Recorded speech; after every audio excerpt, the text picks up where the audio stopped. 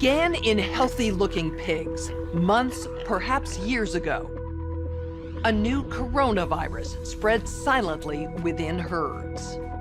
Gradually, farmers started getting sick. Infected people got a respiratory illness with symptoms ranging from mild flu-like signs to severe pneumonia. The sickest required intensive care. Many died. Experts agree, unless it is quickly controlled, it could lead to a severe pandemic, an outbreak that circles the globe and affects people everywhere. The mission of the Pandemic Emergency Board is to provide recommendations to deal with the major global challenges arising in response to an unfolding pandemic. The board is comprised of highly experienced leaders from business, public health, and civil society. We could be looking at double the number of cases in 1 week and 16 times as many in a month if we are not able to stop the spread. That would be on the order of 500,000 cases, and it would continue to rise exponentially. In 3 months, we could be approaching 10 million cases. We're at the start of what's looking like it will be a severe pandemic. And there are problems emerging that can only be solved by global business and governments working together.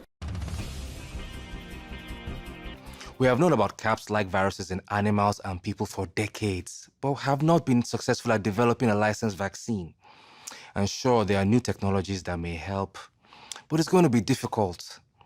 I am not optimistic about having a vaccine in time to be relevant during this pandemic.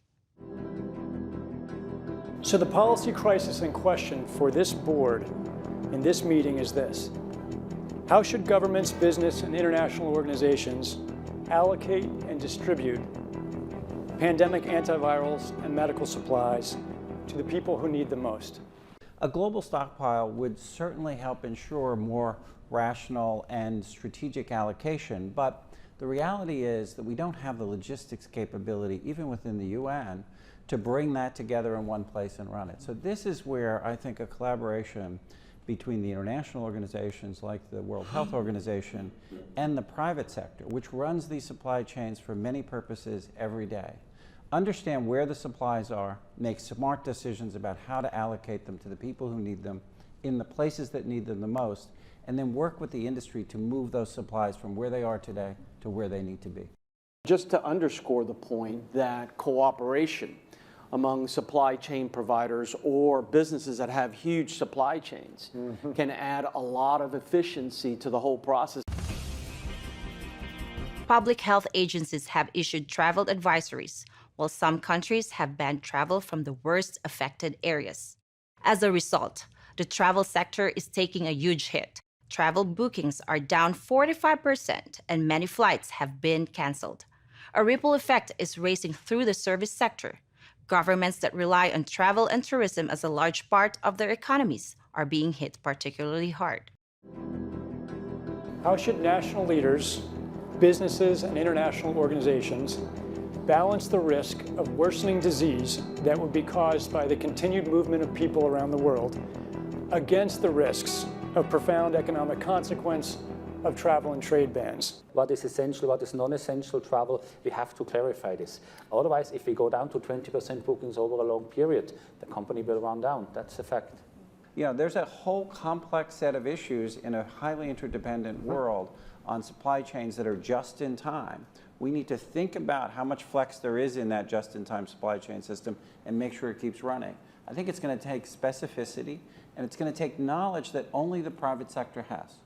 The UN can play an important coordinating facilitation role, but the companies know where those commodities are, where they move, how to move them, and that's where a type of public-private collaboration that we have not generally had in these crises needs to be put together pretty quickly.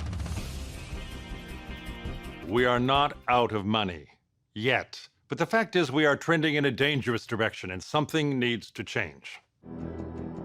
So the policy question for this board now is how should financial resources be prioritized? Are there nodes that we cannot allow to fail? What is your sense of priorities? We don't have money to pay for all of these urgent problems. So at the moment, we want the funds, right? You need the money. So where's the money?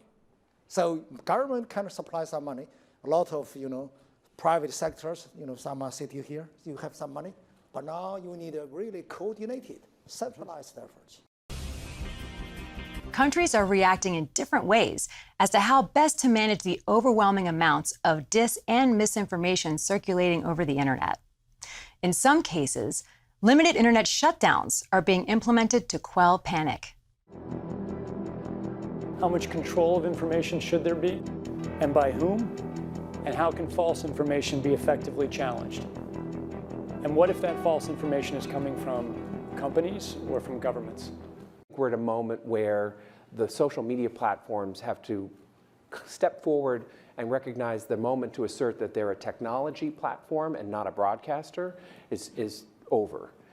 They, in fact, have to be a participant in broadcasting accurate information and partnering with the scientific and health communities to counterweight, if not flood the zone, of accurate information, because to put the genie back in the bottle of the misinformation and disinformation is nigh impossible. One thing we haven't spoken about, and I'm wondering whether it's time to talk about this, is a step up from the part of the governments on enforcement actions against fake news.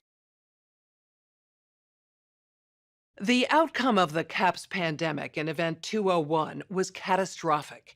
65 million people died in the first 18 months. The outbreak was small at first and initially seemed controllable, but then it started spreading in densely crowded and impoverished neighborhoods of megacities. From that point on, the spread of the disease was explosive. Within 6 months, cases were occurring in nearly every country. The global economy was in a free fall. The GDP down 11%. Stock markets around the world plummeted between 20 and 40% and headed into a downward cycle of fear and low expectation. Businesses were not borrowing, banks were not lending. Everyone was just hoping to hunker down and weather the storm. Economists say the economic turmoil caused by such a pandemic will last for years, perhaps a decade. The societal impacts, the loss of faith in government, the distrust of news, and the breakdown of social cohesion could last even longer.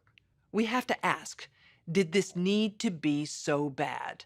Are there things we could have done in the 5 to 10 years leading up to the pandemic that would have lessened the catastrophic consequences?